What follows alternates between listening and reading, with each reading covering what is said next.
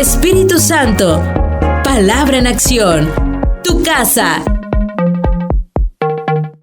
Vamos a leer la palabra del Señor. 1 Corintios capítulo 10, versículo 1 al 15. Vamos a leer en la Nueva Versión Internacional. Y cuando el Señor puso este mensaje en mi corazón, créame que lo escribí con mucho dolor. Y después de leerlo, le voy a dar el título. ¿Por qué lo escribí con mucho dolor? Dice: no quiero que desconozcan, hermanos, que nuestros antepasados estuvieron todos bajo la nube y que todos atravesaron el mar. Vea, todos ellos fueron bautizados en la nube y en el mar para unirse a Moisés. Todos también comieron el mismo alimento espiritual y tomaron la misma bebida espiritual, pues bebían de la roca espiritual que los acompañaba, y la roca era Cristo. Sin embargo, la mayoría de ellos no agradaron a Dios y sus cuerpos quedaron tendidos en el desierto. Todo esto sucedió para servirnos de ejemplo, a fin que no nos apasionemos por lo malo como lo hicieron ellos. No seáis idólatras como lo fueron algunos de ellos, según está escrito: se sentó el pueblo a comer y a beber y se entregó al desenfreno. No cometamos inmoralidad sexual como algunos lo hicieron, por lo que en un solo día perecieron 23,000. Tampoco pongamos a prueba al Señor como lo hicieron algunos y murieron víctimas de las serpientes. Ni murmuréis contra Dios como lo hicieron algunos y sucumbieron a mano del ángel destructor. Todo esto les sucedió para servir de ejemplo y quedó escrito para advertencia nuestra, pues a nosotros no nos ha llegado el fin de los tiempos. Por lo tanto, si alguien piensa que está firme, tenga cuidado de no caer. Ustedes no han sufrido ninguna tentación que no sea común al género humano, pero Dios es fiel y no permitirá que ustedes sean tentados más allá de lo que pueden aguantar. Más bien, cuando llegue la tentación, Él les dará también una salida a fin de que puedan resistir. Por tanto, mis queridos hermanos, huyan de la idolatría. Me dirijo a personas sensatas. Juzguen ustedes mismos lo que digo. ¿Decimos amén a la palabra? Amén. Gloria a Dios. Yo empecé como una serie sobre el asedio del enemigo y hablé un poco sobre la tentación antes de salir. Y también hablé un poquito sobre las pruebas, ¿verdad? Que si nosotros no estamos bien fundamentados en la roca que es Cristo, cuando vengan pruebas a nuestra vida, vamos a sucumbir. Porque si no estamos fundamentados en la roca que es Cristo, estamos fundamentados, escuche, nuestro fundamento es la arena. Nuestra casa está construida en arena. Entonces, fácilmente va a venir una tormenta y nos va a sacar del equilibrio.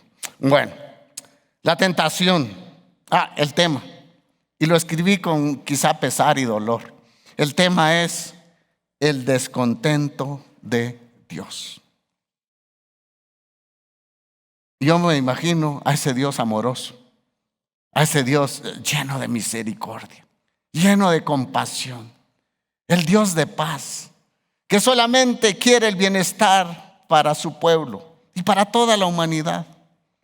Y que un día, por actitudes de nosotros, por ser desobedientes a la palabra, tengamos que oír esta palabra. De Dios estar descontento. Y vino este mensaje porque no crean, yo seguí todas las prédicas, pero el pastor Rudy habló el fin de semana sobre la desobediencia de Saúl y me impactó mucho de decir que Dios puede estar descontento cuando nosotros caemos en tentación de desobedecerle. Y me ha impactado mucho eso. Al Dios que yo creo que siempre está sonriendo, No como aquel viejito que está con su gran barba blanca, ¿verdad? Con su barba blanca ahí sentado y solo gruñendo y molesto y señalando el pecado. No, yo siempre me gusta ver a Dios con una sonrisa, con amor, un amor de paz, un Dios de paz, un Dios lleno de misericordia y compasión. Y yo digo, y ese Dios que nos crió a su imagen y semejanza, y que al nacer de nuevo Él nos dio una nueva naturaleza, y que por nuestras actitudes esté descontento el Dios eterno, el Dios soberano, el Dios omnipotente. Yo digo, no puede ser. Y leía yo este pasaje y entraba en mí una tal vez tristeza de escuchar esta historia de los israelitas, pero también, ¿por qué no describir nosotros nuestra historia? Que cuántas veces Dios estará descontento por nuestras actitudes. La tentación es desobedecer a Dios, traspasando los principios eternos que Él nos ha dejado en su palabra y ceder a los principios del adversario. Vea, aquí hay dos áreas. Están los principios celestiales, eternos, soberanos, para que nosotros caminemos en ellos y a nosotros nos vaya bien todo el resto de nuestra vida acá y por meta final en el reino de Dios. Pero también por el otro lado están los principios de Satanás, que nos ofrecen este mundo y otras cosas para que nosotros caminemos en ellos y nos alejemos de nuestro Dios. ¿Sabe qué? Que las tentaciones a desobedecer a Dios están a la orden del día en su pueblo. Usted las tiene enfrente, la tentación de desobedecer a Dios. Los del mundo no tienen tentación de desobedecer a Dios porque ellos nunca le han obedecido. Los que somos tentados a desobedecerle somos los hijos de Él. Siempre la tentación es una invitación a desobedecer a Dios y pecar y seguir, escuche, al adversario en lugar de obedecer a Dios. Yo tengo un tema ahí muy raro. Los demonios obedecen más que sus siervos. ¿Cómo es posible? Sí, porque usted recuerda de Jesús cuando echaba demonios, salían que zumbando. Y cuando Jesús le da una orden a sus siervos, ¿verdad que ponemos resistencia? Solo para que piense. Parte de la escuela de la vida es aprender a obedecer la palabra. Y parte de la escuela de la vida desde niño, uno trae esa tendencia de desobedecer a sus papás, a sus maestros. ¿O no? Usted era obediente. No, a unos que cada semana los llevaban a la dirección, ¿verdad? Y algunos que los conozco. Los llevaban a la dirección. Pero antes los papás lo ajustaban a uno, ¿verdad? ¿O no? Lo iban a entregar con todo y nalgas a uno, ¿verdad? A la escuela. Si el maestro le daba a uno, también los papás lo remataban a uno. Ahora, cuando el maestro le llama la atención a los alumnos, ¿qué hace? El papá va a pelear por defender a sus angelitos, que son unos demonitos, ¿verdad? Pero siempre parte de la escuela de la vida es si nosotros obedecemos o desobedecemos a nuestro Dios. Teniendo esto como un principio, hermanos, nosotros podemos vencer cualquier artimaña del enemigo. Escuche, a mí me llama la atención esto. El Señor a nosotros nos llamó y nos compró y nos redimió, nos santificó. ¿Sabe qué? Para que seamos más que vencedores en todas las cosas. Eso hizo el Señor en nuestra redención. Escuche, si Dios no nos diera a nosotros la capacidad por su Espíritu de ser vencedores, ¿para qué el Señor nos pudiera haber comprado y redimido? ¿Para qué? Pero Dios, el Dios soberano, nos compró y hizo que nosotros fuéramos templo del Espíritu Santo, y siendo llenos del Espíritu Santo podemos ser más que vencedores por medio de aquel que nos amó. Pero esa es una decisión que yo debo de tomar, escuche, de obedecer a Dios. Y obedecer, hermanos, no es nada fácil. Hay que sacrificar la carne, hay que sacrificar los deseos. Si usted quiere obedecer al Señor, debe de seguir el principio de Jesús, porque el Señor fue tentado en todo y en todo salió más que vencedor. Y resucitó y se levantó de los muertos y dejó a su Espíritu Santo para que usted y yo seamos también vencedores. De tal palo, tal astilla. El hijo del tigre, ¿cómo es el dicho que dicen ahí? Es tigrillo, algo así, ¿verdad? Se parece. Creo que a nosotros nos falta parecernos más a Jesús, ¿verdad? Lo debemos de hacer. Vea el pasaje que leímos. Dice que junto con los israelitas, en el Éxodo, salió una cantidad de multitud que no eran israelitas. Lea Números 11, versículo 4. Al populacho que iba con ellos, con los israelitas, cuando ellos le vino un apetito voraz, es decir, a los que habían salido junto con los israelitas, pero que no eran israelitas. Y también los israelitas volvieron, dice, a llorar y dijeron: ¿quién nos diera carne? Vea, acá dice que en el Éxodo el Señor, muchos se pegaron, ¿verdad? Cuando vieron todos los juicios de las plagas que cayó sobre Egipto, y el pueblo de Israel era guardado. Entonces dijeron: mejor nos conviene unirnos con ellos para salir e irnos con ellos, porque yo creo que Dios está con ellos. Y se mezclaron, pero en lugar de ellos contagiar a los mezclados, a los pegados con cera, digo yo, los pegados con cera contagiaron a los otros. Porque ellos, dice, cuando vieron, después de que pasaron el mar, dijeron: wow, ¿y ahora qué? No hay nada, mejor volvamos a Egipto.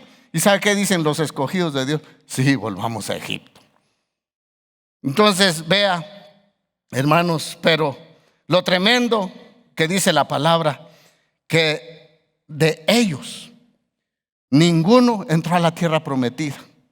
Ninguno entró con Josué y Caleb a la tierra que Dios le había prometido a Abraham. Vea Números capítulo 26, versículo 65. Dice: porque el Señor había dicho que todos morirían, ¿qué? En el desierto, con la excepción, dice, de Caleb, hijo de Jefone, y de Josué, hijo de Nun. Ninguno de ellos quedó con vida. Solo los que entraron fueron Josué y Caleb. Veamos en lo que cayeron los israelitas y los que se mezclaron con ellos para salir de Egipto. Número 1, fíjese que todos, dice, habían sido rescatados de Egipto.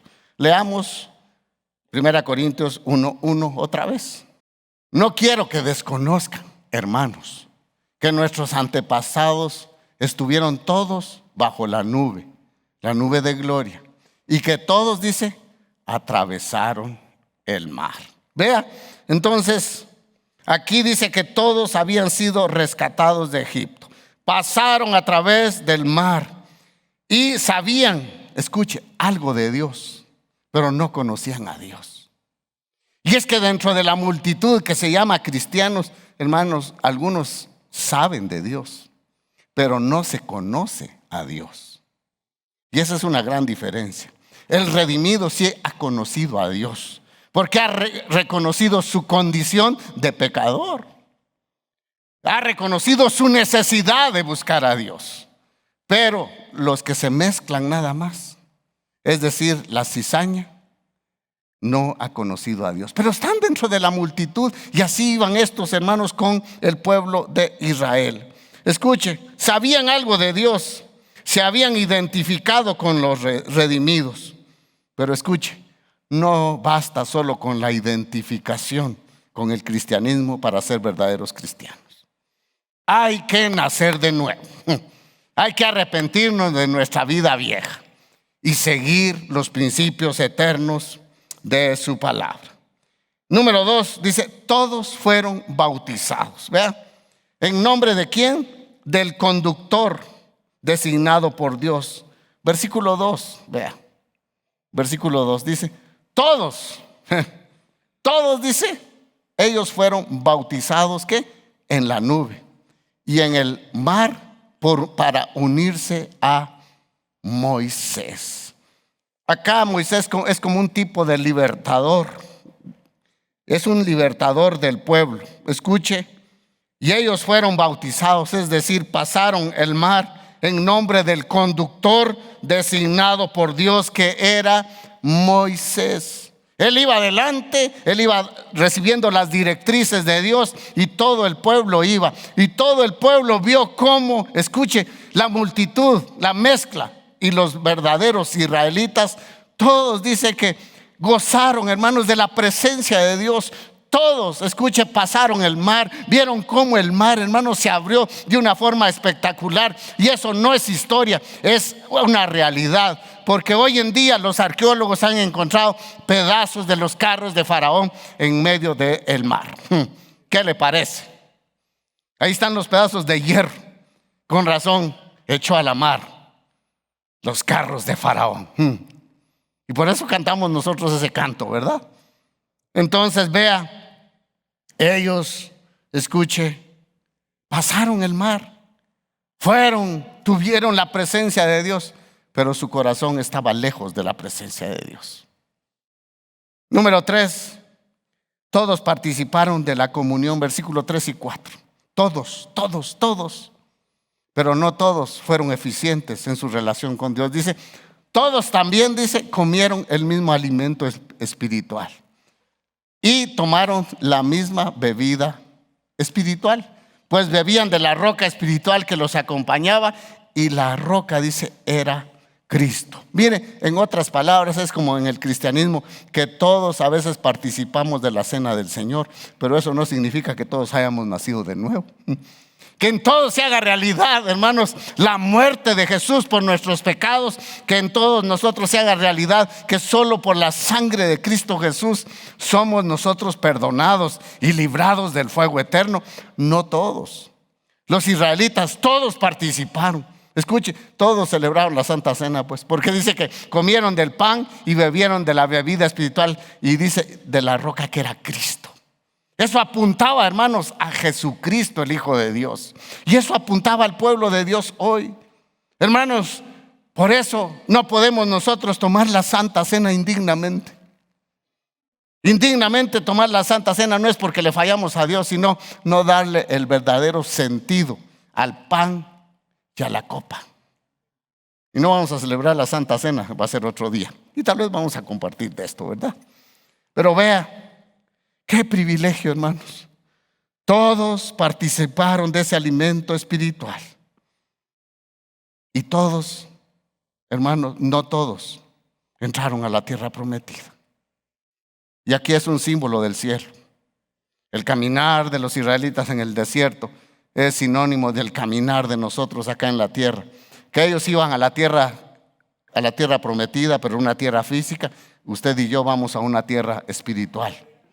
Y allá nos vamos a encontrar con nuestro Señor, porque allá está esperándonos Jesús, quien nos redimió. Pero los israelitas no entendieron eso. Qué triste que fueron influenciados por el mundo, en lugar de ellos influenciar a los demás. Entonces los israelitas son idénticos a nosotros. ¿Verdad? Se parecen mucho. Vea, ¿cuál fue su fracaso? El fracaso fue muy grande, con resultados letales. Y por eso le digo yo que yo con mucho, coraje y con dolor escribí estas palabras, porque me duele mucho de un pueblo que el Señor lo llamó para ser más que vencedor, para ser, escuche, cabeza y no cola en todas las naciones, para ser los promotores de Dios en medio del mundo. Pero lo triste que no fue así. Y por eso el tema es el descontento de Dios. Dios descontento con su pueblo. Y ahora me pregunto, ¿estará contento Dios con su iglesia? ¿O habrá cierto grado de descontento de Dios por mi vida? Y el pastor Rudy decía, por que Dios dijo, me pesa haber puesto a Saúl por rey. Y él dijo, ¿y si Dios dijera, me pesa poner a Rudy de pastor? Y yo apunto mi nombre ahí. ¿Estará contento Dios con que yo le sirva? ¿Estará contento Dios con mis actitudes? ¿O estará descontento? No, eso se lo dejo a usted. Yo me lo he preguntado. Y eso me pesa mi corazón y me quita el sueño. Y espero que a usted le quite el sueño también. Porque usted y yo somos hijos de Dios, ¿no? Amén. Entonces vea, el fracaso fue muy grande. Quedaron tendidos, dice, en el desierto. Y el versículo 8 dice que cayeron en un día 23,000. ¿Sería solo el pueblo que se pegó con los israelitas que no eran israelitas? ¿O también sería mitad, mitad? No lo dice la escritura, pero yo me imagino que sí. Me imagino. No es revelación, no, me imagino. Tengo el don de sospecha que eran bastantes los israelitas que quedaron tendidos en el desierto. ¿No estaría descontento Dios? Y al mismo tiempo tendría tristeza y decir, mis hijos por desobedientes. Y también a los otros que hice a mi imagen y semejanza, van a terminar disecados en el desierto. No habría tristeza en Dios, pero también a la vez descontento porque Él había constantemente dejado la palabra para que el pueblo caminara en esa palabra y que esa palabra fuera luz para su caminar. Pero el pueblo no había hecho caso. El fracaso otra vez fue la desobediencia. La desobediencia acarrea resultados terribles. También, ¿cuál fue su fracaso? Y ahí es el tema. Fue el descontento de Dios. 1 Corintios 10:5, si lo pueden proyectar, por favor. Sin embargo, la mayoría de ellos, escuche, no es minoría, dice la mayoría de ellos, que no agradaron a Dios. Y sus cuerpos, dice, quedaron tendidos en el desierto. La mayoría de ellos. Duelen esas palabras. Su pueblo que con tanto amor y pasión había sacado Dios de Egipto, y ahora por desobedientes quedan tendidos en el desierto. Y dice la mayoría. Entonces como que quiere decir que más de 23,000 murieron, ¿verdad? Ay, Señor. A veces su desagrado, escuche, no se manifiesta durante un tiempo. A veces desobedecemos nosotros, no hay consecuencias. No hay consecuencias. Y a veces creemos que el desagrado de Dios no se va a manifestar. Pero escuche, todo tiene su tiempo. ¿Por qué? ¿Por qué no se manifiesta rápido el descontento de Dios?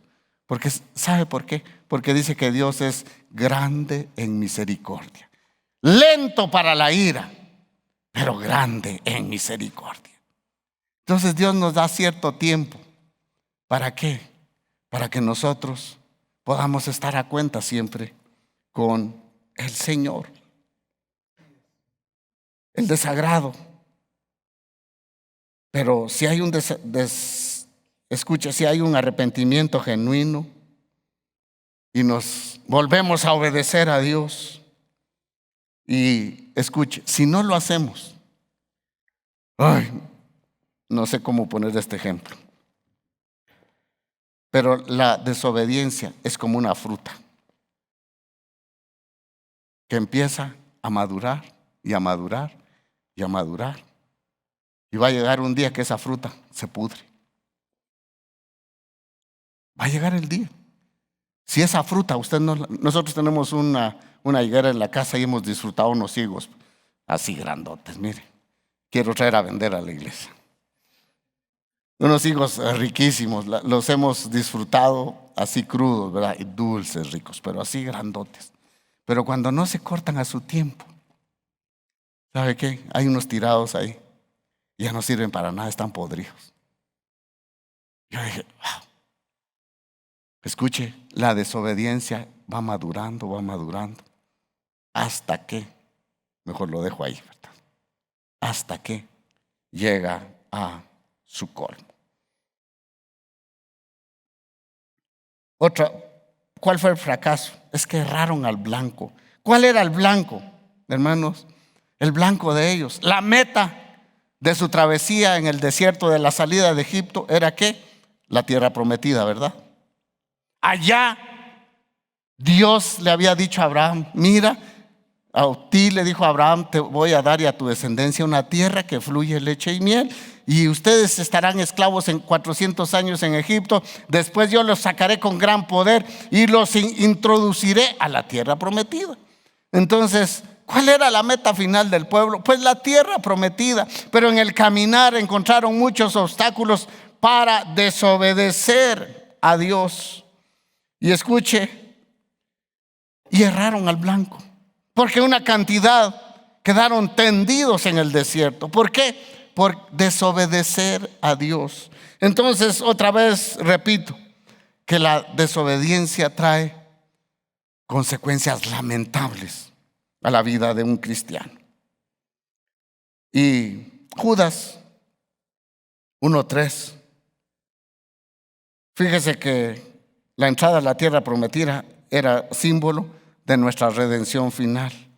Y ellos, en medio del desierto, perdieron la fe. Y por eso Judas escribe esto: queridos hermanos, he deseado intensamente escribirle acerca de la salvación que tenemos en común, y ahora siento la necesidad de hacerlos para rogarles que sigan luchando, dice, vigorosamente por la fe encomendada una vez por todos, dice, por todos, sí, por todas a los santos.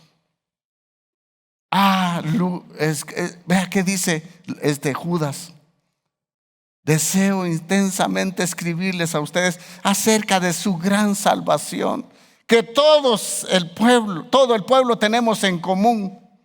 Y ahora, dice él, siento la necesidad para rogarles que sigan luchando vigorosamente, que sigan boxeando hasta terminar el 12 round. Y ustedes van a salir más que vencedores. Pero ¿por qué ustedes van a luchar? Por su fe.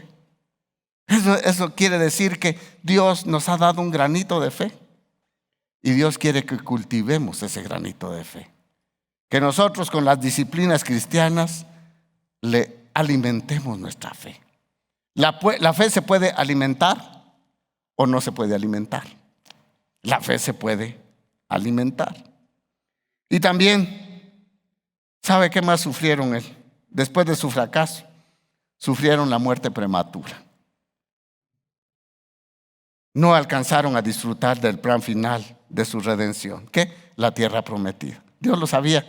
El plan de Dios era sacarlos de Egipto, trasladarlos con gloria en el desierto, y el final era introducirlos a la tierra prometida. Pero ellos, los desobedientes, se quedaron tirados en el desierto. Y solamente queda esta historia, dice, para que nosotros la tomemos en cuenta, ¿verdad?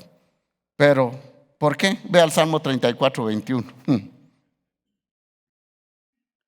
Dice, la maldad, ¿qué? Destruye a los malvados. La maldad destruye a los malvados. Serán condenados los enemigos de los justos. Pero ¿por qué ellos no entraron a la tierra prometida? Por su maldad. Y la maldad, escuche, mata al malvado.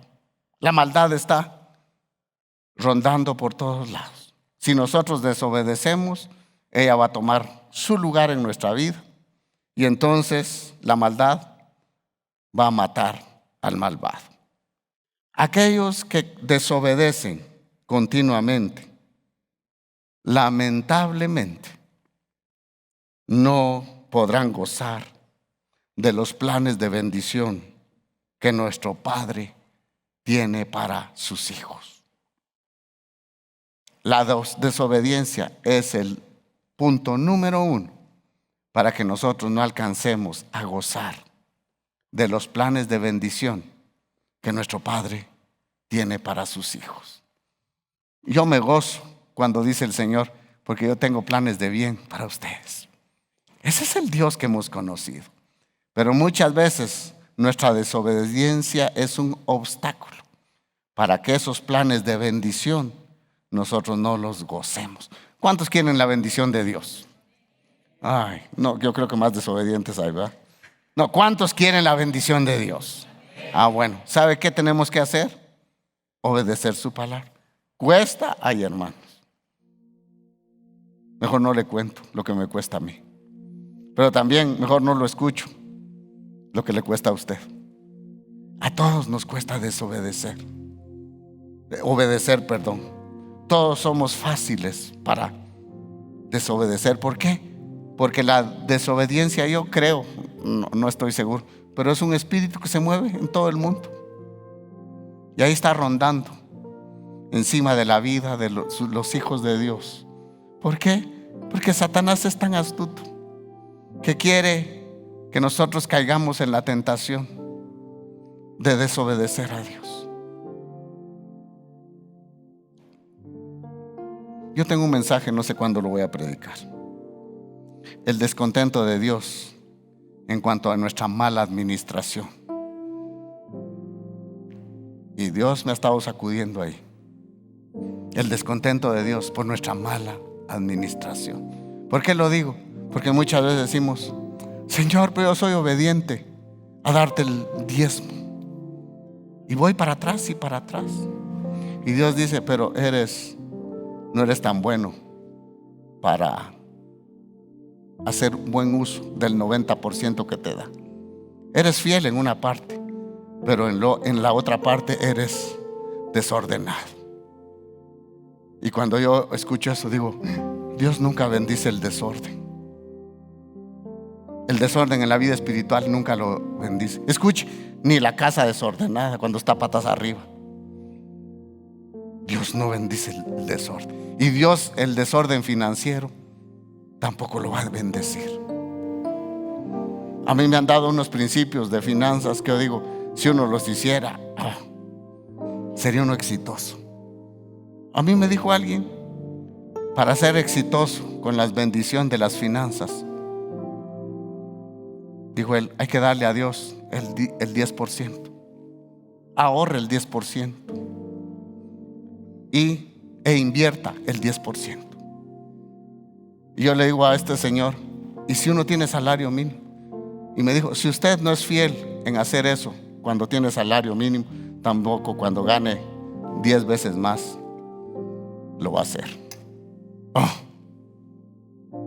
Yo dije, bueno, no sé por qué estoy diciendo, pero por algo lo estoy diciendo. No lo tengo anotado acá. Pero ahorita que vienen las fiestas, ya no es celebración de el nacimiento de Jesús, sino el gasto de las fiestas. Y parecemos locos, tarjetazo y tarjetazo. Y después, cuando llega enero, la inscripción de nuestros hijos, y no hemos planificado del 90% que nos queda de darle a Dios. Y uno dice, ¿no será que Dios también está descontento de eso? Solo analicemos. Y se lo digo para que tenga cuidado. Ya viene diciembre, es toda una tentación. El Viernes Negro, no sé si ya pasó, ya vino, no sé. Ya viene, ¿verdad? Ya pasó. Ayer, entonces ya sé cuántos tarjetazos metieron ustedes, ¿verdad? El Viernes Negro. O sea, hermano, ¿no estará descontento Dios con nuestra administración financiera, la administración del tiempo?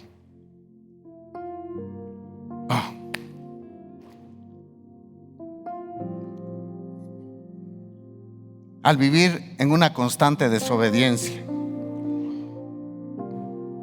uno no se da cuenta cómo, escuche, se está cortando su propia vida, la vida en abundancia. Y hoy yo leí este pasaje con pesar, y yo quiero usar las palabras de Pablo para usted, mi amado hermano. Y yo quiero hacerle un ruego hoy. Escuche, no vengo a regañarlo, y le vengo a decir este pasaje que Pablo le dijo a los hermanos de Roma. Por lo tanto, hermanos, tomando en cuenta, dice, las misericordias de Dios, les ruego que cada uno de ustedes, en adoración espiritual, ofrezca su cuerpo. Yo lo voy a trasladar como su vida, como un sacrificio vivo y santo, agradable a Dios. Y amados hermanos, yo tengo amor por esta iglesia, por usted, y le vengo a rogar por las misericordias de Dios que tengamos un corazón de obediencia a su palabra. Y escuche, nos va a ir muy bien. Con lo poco que hemos obedecido, nos ha ido bien. Y usted se imagina si nuestra obediencia se va incrementando. Wow, Dios lo va a sorprender. Dios, con lo poco obediente que yo he sido, Dios me ha sorprendido. Nos ha sorprendido Dios. Nos ha hecho llorar el Señor con bendiciones, no solo materiales, sino espirituales, de familia. Y ese es el Dios que nos redimió, que quiere que vivamos una vida en abundancia. Pero hoy le vengo a rogar por las misericordias de Dios, que obedezcamos todos a Dios. Nos cuesta, pero vale la pena.